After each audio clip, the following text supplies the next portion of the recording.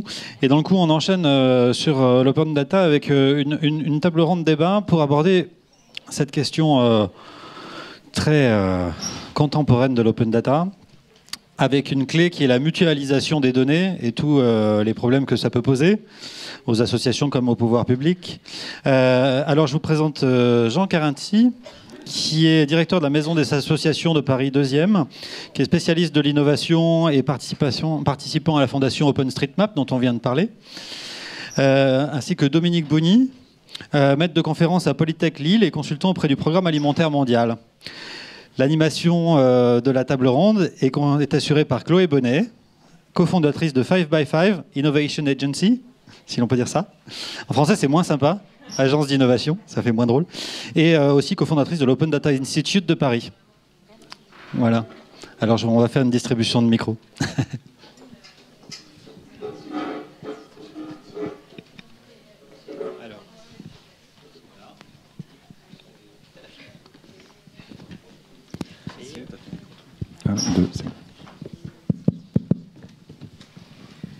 Donc merci déjà pour l'invitation de WebAsso. Je pense que les présentations ont été faites, donc on ne va pas revenir sur nos parcours respectifs et vous raconter un peu plus nos vies, quoique ce serait intéressant d'avoir vos retours à tous les deux là-dessus. Lors de la préparation de cette table ronde, je pense qu'on est tous tombés d'accord sur un premier constat qui était que les avancées de l'open data, en tout cas de la mise à disposition de données par le secteur associatif, pouvait sembler timide quand on regarde le secteur associatif dans son ensemble, un peu tiède. Et que du coup, il fallait commencer à esquisser des pistes de solutions sur ces questions, notamment sur la question d'abord de la mutualisation des infos entre les associations, puis après, pour préparer bien sûr une ouverture un peu plus large et un peu plus pure, au sens d'une ouverture au même sens qu'on l'entend dans l'open data, qui est vraiment la mise à disposition de données qui puissent être réutilisées sans encombre ni entrave. Mais il y a une première question qui se pose là-dedans, qui est bien d'abord la mutualisation entre les acteurs, à la fois de l'humanitaire et de l'associatif. Donc on va tenter, alors on n'a pas beaucoup de temps, mais on va tenter quand même d'esquisser un peu ces pistes de solutions. J'aimerais d'abord vous poser une question à nos deux intervenants, Dominique Bouny et Jean Carinti. Comment, quand on est soit professionnel du secteur, soit observateur et analyste, on va dire, de ce secteur, on en arrive à s'intéresser à ces questions de mutualisation de données, d'échange d'informations. Jean ? Oui, bonjour à toutes et tous. Merci à WebAssos effectivement pour cette invitation et cette journée avec un programme d'une très grande densité et de très grande richesse. Moi, comment je suis venu à ce sujet de l'open data? Tout simplement, je dirige à titre professionnel un établissement public de la ville de Paris qui est une maison des associations.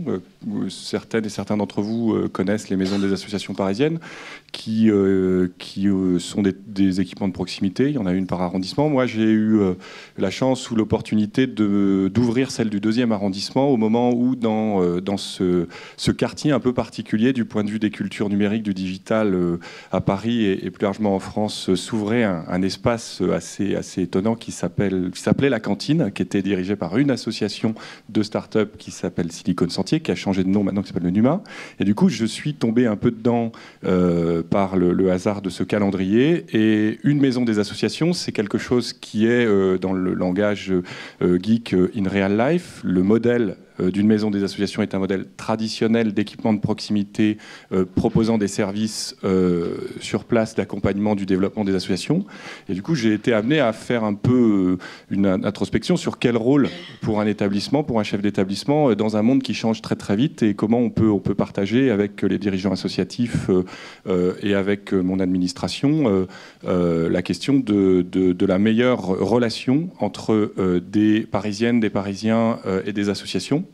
La meilleure relation entre l'administration et les associations, Et là, l'open data est au carrefour de toutes ces problématiques. Je me suis formé un peu en autodidacte au contact de tous les acteurs de la communauté des startups. J'ai découvert le social good au contact de structures comme Hello Asso, KissKiss, Arizuka et tous les crowdfunders qui ont mis cette question au premier plan. Et voilà, je me suis un peu mis dedans. Je me mets un peu en mode Fred Bardot, c'est-à-dire qu'en fait, je me suis jeté dedans et petit à petit, je me suis rendu compte qu'on avait plein de données à la ville de Paris. Je termine là-dessus sur le petit parcours.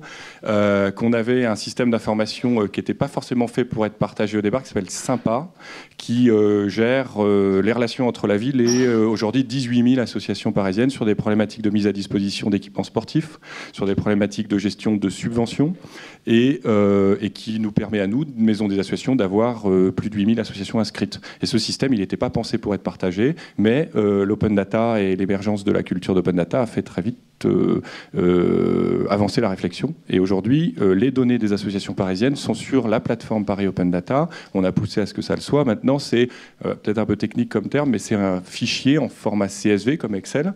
Et donc, il y a tout un travail à faire maintenant de partenariat avec des communautés pour en faire des outils utiles. Et donc, je suis allé vers ce sujet finalement parce que les besoins se faisaient sentir.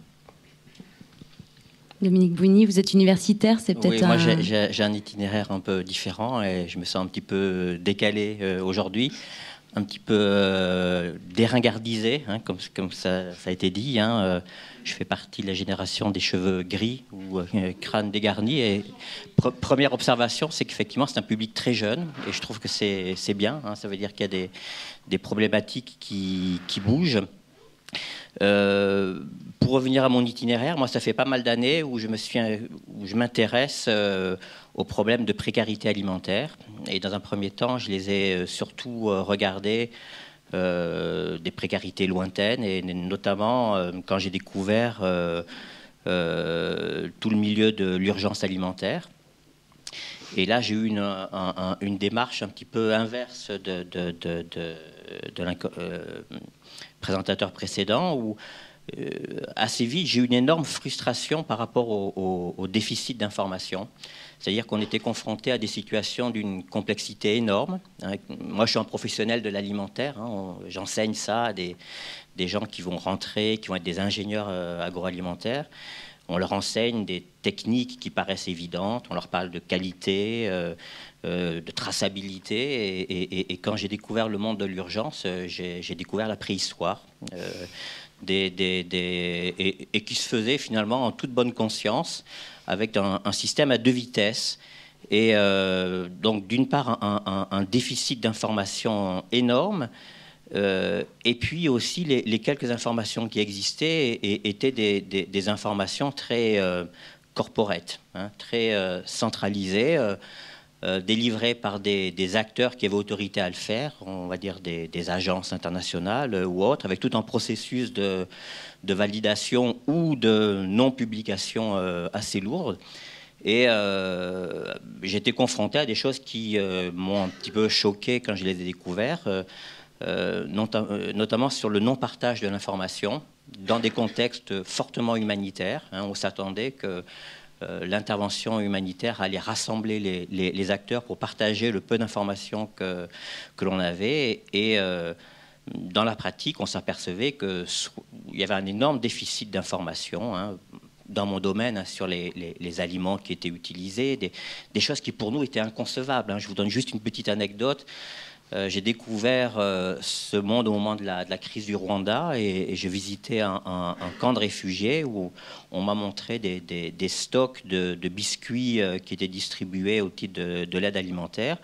Et naïvement, j'ai demandé qu'est-ce que c'était que ces biscuits, quand est-ce qu'ils avaient été fabriqués. Et la personne m'a dit ils datent de la dernière guerre. Et j'ai pas osé demander de quelle guerre il parlait. Mais ça m'a paru tellement un moment où moi j'enseignais des notions de qualité et une exigence qui pour nous en tant que consommateurs alimentaires nous paraît naturelle.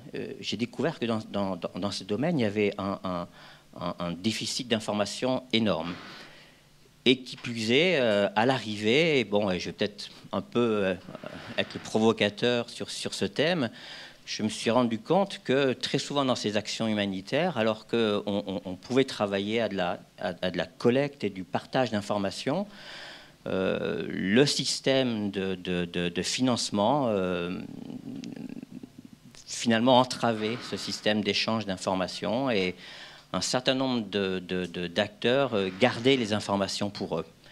Et donc là-dedans, avec 2-3 personnes, la grande révolution pour moi, c'était avant l'Internet, hein, c'était en 1997. Hein, on travaillait sur des listes de discussions, des listes email auxquelles on était abonné. Et j'ai découvert la puissance de ce qu'on pouvait faire par ce genre d'outils et qui a été possible à cette époque et qui me semble plus possible aujourd'hui. Alors je vous donne juste cet exemple et puis je terminerai mon expérience. C'était un enseignant nutritionniste hein, qui avait une certaine notoriété dans le domaine de la nutrition au niveau international, qui avait invité tous ses copains, ses collègues, ses contacts du domaine de la nutrition à une liste de discussion où le but c'était de mettre en relation des gens de terrain, des infirmiers, des nutritionnistes qui se posaient des questions vraiment de base. Hein. Qu'est-ce que je fais avec tel produit? Comment je prends en charge tel type de malnutrition? Ils n'avaient pas la réponse, hein, ils n'avaient pas les bouquins sur place. Avec des gens qui faisaient un peu le back-office derrière et qui pouvaient apporter une réponse technique et argumentée et rapide.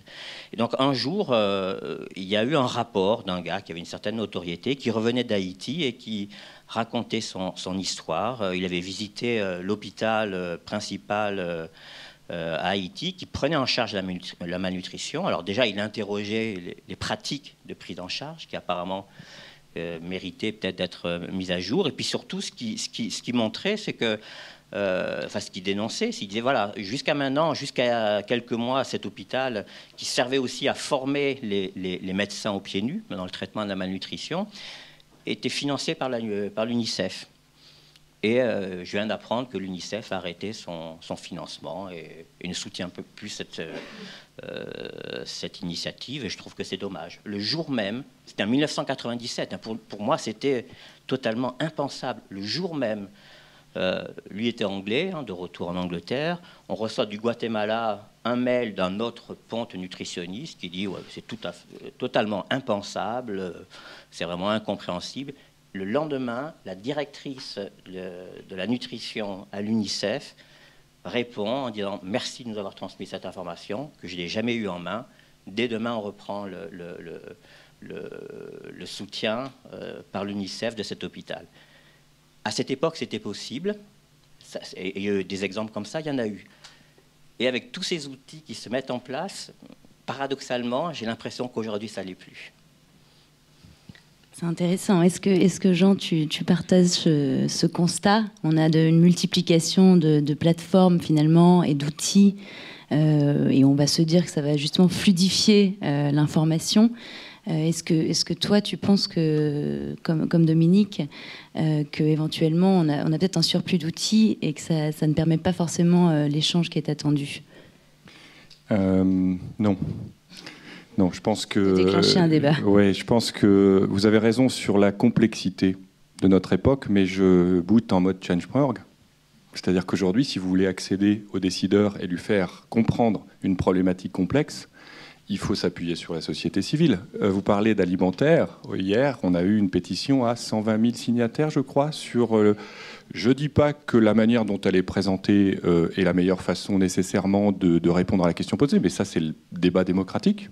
Mais le député en charge du rapport sur le gâchis alimentaire, je crois Guillaume Garot, et le député d'en face qui a aussi saisi le truc, ça c'est le jeu démocratique, je peux vous garantir que les 120 000 personnes qui ont signé, ils vont les regarder dans le radar. Et je pense qu'aujourd'hui, la complexité, c'est effectivement la clé de la densité du monde dans lequel on vit. Et ce qui est possible, c'est la maîtrise de ces choses-là. Et je crois que dans le domaine du marketing, on appelle ça le big data.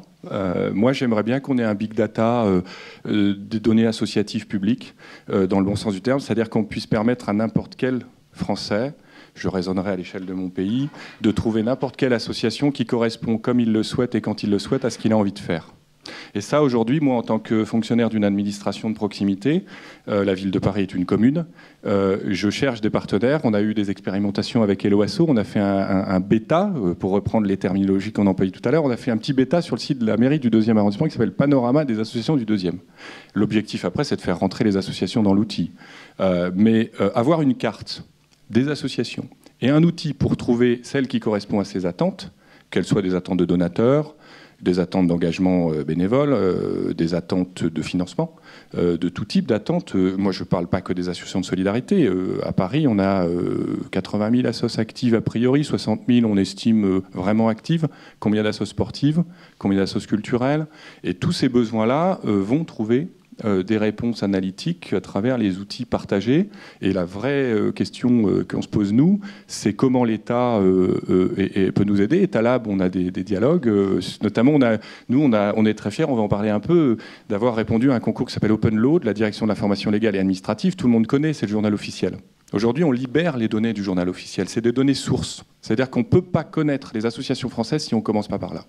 Et ensuite, on va avoir une consolidation des données progressive qui permettra à chaque individu, avec des outils, qu'ils soient embarqués ou pas, de trouver au moment où il le cherche ce dont il a besoin, parce qu'on ne s'engage pas juste par je dirais, spiritualité exclusive. On s'engage parce qu'on a besoin de trouver quelque chose dans ce qu'on fait. Et les associations françaises sont quand même un modèle très solide dans le monde complexe dans lequel on vit. Il y a un article, d'ailleurs, je termine là-dessus, dans Courrier International, sur le modèle français. Est-ce que finalement, ce n'est pas une renaissance de la spécificité française? Moi, je crois que les associations, elles ont un rôle à jouer, mais elles ne le joueront pas si elles n'ont pas les outils pour répondre aux enjeux du monde d'aujourd'hui. Pour moi, l'open data, c'est les collectivités, l'État qui ouvrent leurs données, et tous ensemble, on en fait des choses utiles socialement. Ça s'appelle data for good dans les terminologies geeks. Pour revenir un peu aux questions qui fâchent, qui sont peut-être des questions qui vous mettront d'accord, j'aimerais bien juste qu'on revienne sur les causes, parce qu'on parle beaucoup des bénéfices de l'open data, mais on a souvent du mal à retracer un peu les causes qui font qu'aujourd'hui, dans le secteur associatif, on a peut-être une ouverture et un partage de l'information qui n'est pas à la hauteur de ce qu'on espérerait peut-être en 2014. Dominique Bougny, vous avez évoqué les modèles de financement de ces acteurs qui peuvent avoir un impact. Quelles sont les autres causes du non-échange d'informations ? Moi, je vais déjà rebondir sur ce qu'on a dit précédemment. Je pense qu'il y a des contextes qui sont différents. Hein. Moi, ce que j'ai entendu sur le modèle français, moi, je trouve qu'il est exemplaire. Hein. J'en rêve depuis des années et j'aimerais qu'il se systématise. Alors, je pense qu'il y a d'autres contextes où la gouvernance n'est pas la même. Hein. Là, ici, on a une puissance publique qui peut être un acteur fort, hein, et engageant.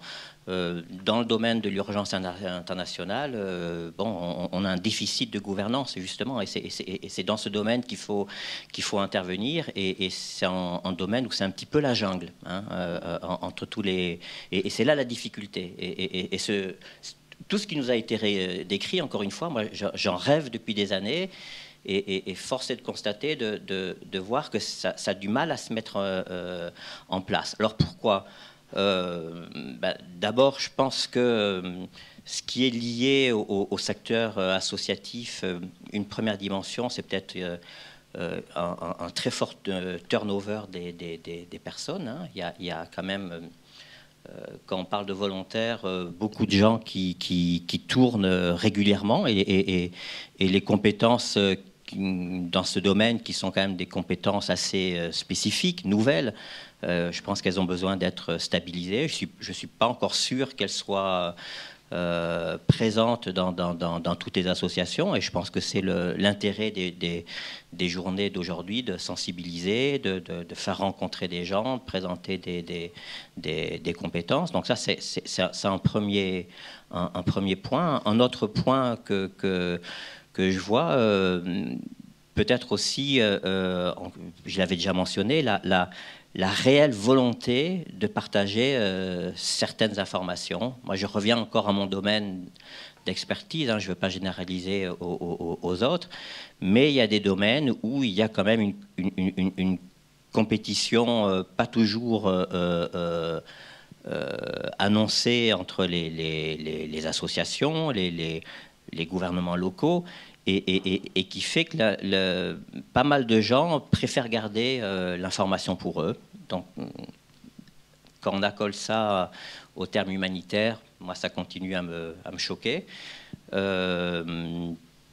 Et puis, il y avait un troisième point qui va me revenir, que j'ai oublié. Ça reviendra. Et sur les structures, peut-être même les plus petites structures associatives, est-ce que le non-échange d'informations peut venir d'un manque de moyens, d'un manque d'outils, ou plutôt d'un manque culturel? Je ne sais pas. Alors, ce qui est compliqué quand on parle du fait associatif, c'est la très grande diversité. On a 1 300 000 associations au chiffre officiel en France. Moi, je pense qu'il y en a peut-être plus, finalement, beaucoup plus. On verra dans les années à venir comment on peut préciser ces chiffres-là et ces statistiques associatives. D'ailleurs, les partenariats avec les observatoires de la vie associative qui sont maintenant en train de se généraliser dans les grandes villes françaises seront très importants pour progresser sur l'open data. Parce que ces gens-là, ils ont besoin de bien connaître le monde associatif et le partage de données, ça va être important. Pour répondre à ta question, pardon, je ne pense pas que ce soit une question de taille. Moi, je partage votre analyse sur complexité du partage de données, rétention. Moi, je suis membre d'OpenStreetMap, je suis membre administrateur trésorier de l'association OpenStreetMap France, qui est en fait un outil que la communauté OpenStreetMap a choisi de développer pour gérer ses serveurs. Parce que l'association, tout le monde n'en est pas adhérent, loin de là. Je parle sous le contrôle de mes amis qui m'entendront sur Twitter sur le nombre de contributeurs réguliers à OpenStreetMap France, mais on a régulièrement par jour 600-700 personnes qui améliorent les cartes, on en a 15 000 dans l'année qui vont faire une contribution. Et finalement, sur les ONG, OpenStreetMap a une expérience approfondie en matière de crisis camps, de communauté de gestion de crise, avec une association française qui intervient juste après, qui est Carte ONG, et avec lesquelles on a des liens très forts. Carte ONG travaille je parle sous le contrôle de Carte ONG, à convaincre les ONG que ce n'est pas une question de bienveillance ou pour moi de vertu, c'est une question de nécessité. Et donc le partage, c'est un modèle culturel et économique de partage. Là, pour le coup, c'est de la gestion de crise, et plus vite on partage, plus vite on sauve des vies. Donc ça viendra, je pense que ça viendra, mais c'est vrai qu'aujourd'hui, quand vous regardez, il y a GONG, je crois, tous les 2 ans qui se tient à Chambéry. Là, il y a vraiment des grosses ONG qui vont discuter des modèles de données, de comment ils travaillent ensemble. C'est vrai que pour le moment, il y a encore beaucoup de boulot. Moi, j'y étais au dernier GONG. Pour terminer, sur la question des petites associations, là, il faut être clair.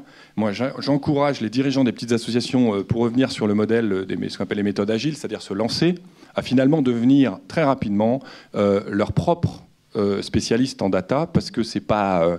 moi, j'ai été autodidacte là-dessus, c'est pas si complexe que ça, la data. C'est une culture, c'est comment partager ses données, qu'est-ce que son site web, qui l'a fait, est-ce qu'on l'a fait faire, ou est-ce qu'on a vraiment participé à sa conception, est-ce que son modèle permet d'avoir une vision des données à partager, est-ce qu'on utilise les plateformes qui existent comme des outils de promotion de son modèle et de son projet associatif? Parce qu'un site web, c'est un peu comme une île déserte au milieu du Pacifique quand c'est pas en résonance. Ça ne sert pas à grand-chose finalement. Par contre, vous montriez, j'étais très fier qu'Helloasso montre le modèle de la campagne syrienne, parce que moi je suis engagé dans cette campagne du lait pour les enfants syriens, qui a été un projet collaboratif avec une dizaine d'ONG syriennes en France.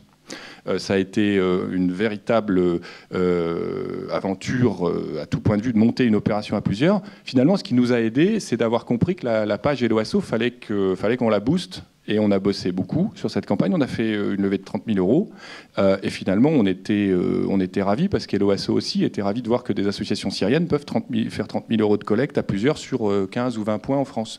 Donc on deviendra, dans les petites associations, parce que la société française bouge là-dessus, sensible à la manière dont ces données rayonnent.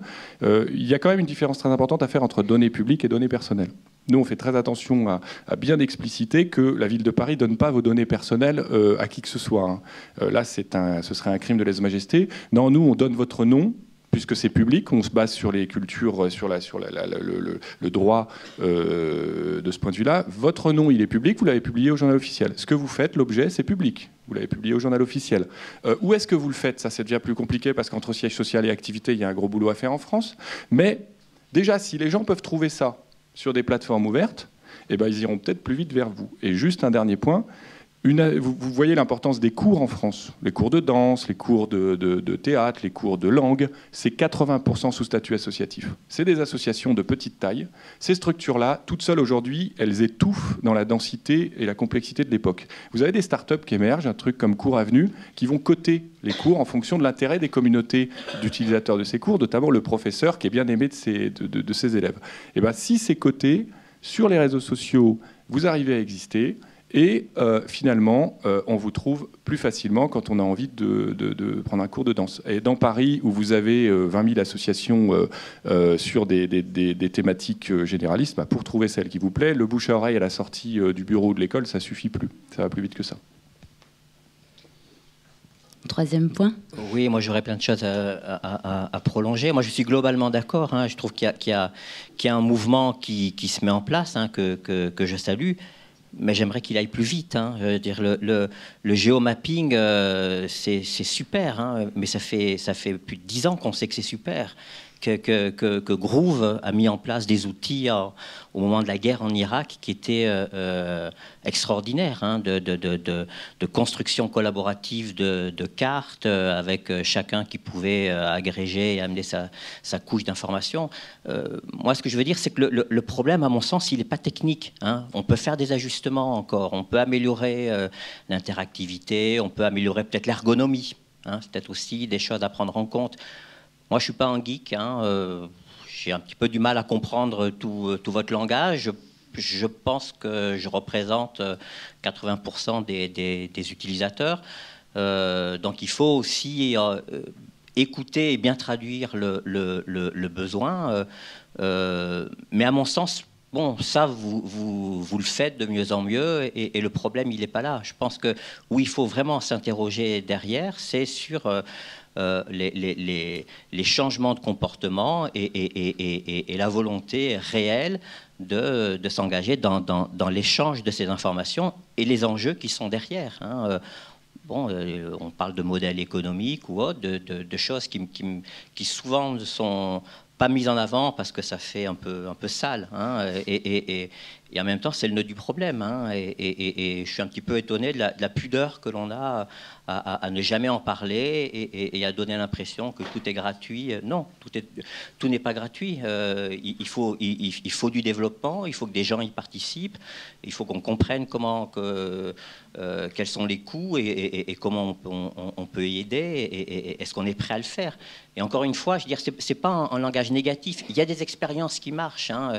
Moi, mon message, c'est que plutôt que de réinventer la roue, faire chacun les choses dans son coin, faites les choses ensemble. Hein. Il y a des ONG, l'URD par exemple, qui a lancé une initiative de développement d'un logiciel en open source de gestion de projet. Et derrière l'URD, Urgence Réhabilitation Développement, c'était un consortium de, si j'ai bonne mémoire, de 10 ou 12 ONG qui se sont liguées pour mutualiser des moyens, payer des concepteurs et partager un outil. Pas forcément partager des données, mais déjà partager un outil dans sa conception. À mon sens, la voie, elle est là. Je veux dire, faites des groupes de travail, profitez de ces tribunes aujourd'hui pour vous connaître, vous rendre compte que même si vous avez des spécificités, vous avez des besoins qui sont similaires et travailler ensemble, mutualiser. Pour moi, c'est hors d'atteinte individuellement de chaque association. Fut-elle grosse, pour des raisons financières, pour des raisons techniques. Par contre, ça sera peut-être plus facilement si vous êtes à plusieurs. Merci. On nous fait les gros yeux. Je voulais quand même qu'on parle aussi des choses qui avancent, qu'on ne reste pas sur... on nous a dit 5. Je négocie. Jean, tu as créé un projet qui s'appelle Data Asso, donc dont tu vas nous parler un petit peu très rapidement avant qu'on finisse, qui a notamment été primé dans le cadre d'Open Law. En quoi ça consiste et quelles sont les attentes un peu derrière l'outil? Oui, c'est vraiment une version, c'est un prototype qui va devenir une version bêta dans pas très longtemps et qui se nourrit d'un contexte particulier qui est la libération par la direction de l'information légale et administrative, qui est un service du Premier ministre, des données du journal officiel. En fait, le journal officiel, il a été numérisé depuis 1997, c'est-à-dire que depuis 1997, toute création, modification, dissolution d'une association est disponible sur des fichiers. Et nous, l'idée, moi venant de la culture OpenStreetMap, l'idée c'est de proposer de croiser ces données sur une carte avec d'autres données publiques, des données notamment de systèmes d'information des communes, dont on sait que c'est le premier lieu de proximité de la relation entre les associations et la société civile au sens plus large. Les communes, c'est vraiment le lien où tout se fait dans beaucoup d'associations en France. Et donc ces systèmes d'information de communes, qui sont pour les grandes villes déjà bien en place, on va les croiser avec des outils open source, puisque OSM, c'est open source bien entendu. Elasticsearch est le moteur de recherche qu'on va utiliser, qui est un outil très très puissant qui permet de croiser de la donnée, et d'autres outils de ce type-là, et on devrait aboutir, en ouvrant cette plateforme à qui souhaite y contribuer, associations, collectivités, pouvoirs publics et d'autres acteurs, à avoir une vision précise de la réalité associative française. C'est une plateforme ouverte. On insiste beaucoup sur le fait que cette donnée, elle soit à disposition de qui que ce soit via des techniques de type API, c'est-à-dire que vous vous branchez sur... L'API, c'est l'outil qui permet de partager de la donnée à l'entrée d'un système.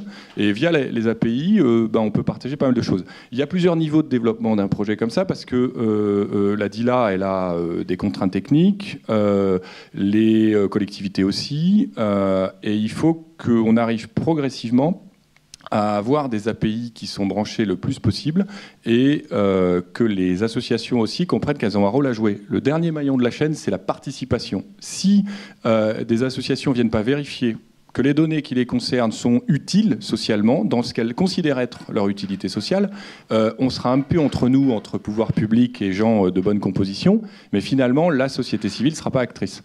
Il faut vraiment considérer que la donnée, elle est partagée de ce type-là. Donc DataAsso, pour le moment, c'est un projet très initial, mais on espère que dans un an, avec des partenariats, notamment avec les plateformes de crowdfunding qui voudront aussi partager de la donnée, on pourra arriver à une vision beaucoup plus précise de la vie associative sur des territoires pilotes.